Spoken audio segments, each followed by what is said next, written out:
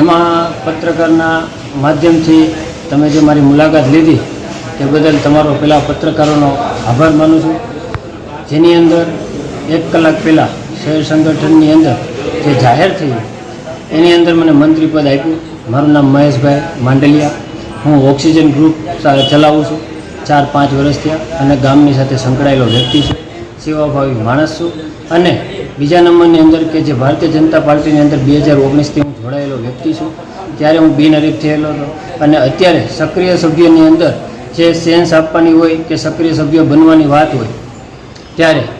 અમે સક્રિય સભ્ય બગસરાની અંદર અમે પૂરી મહેનતથી ભારતીય જનતા પાર્ટીને કઈ રીતે લીડ મળે એવા અથાગ પ્રયત્નો પણ કરતા રહી છે. પણ સક્રિય સભ્યનું જ્યારે વાત આવે ત્યારે સક્રિય સભ્યના સ્થાન ઉપર પહોંચી જઈએ છીએ અને છેલ્લે તમે સક્રિય સભ્યની કોઈ પોતપોતાની મનમાનીથી મંત્રી પદ, ઉપપ્રમુખ, મહામંત્રી મજા આવે એમ આ લોકો ભારતીય જનતા પાર્ટીના નામ ચીંધી દેતા હોય, ત્યારે મહેશ માંડલિયા એક સેવાભાવી માણસ છે અને મહેશ માંડલિયાને કોઈ હોદ્દાની જરૂર હોતી નથી. મહેશ માંડલિયા સેવાકીય માણસ છે અને બગસરાની અંદર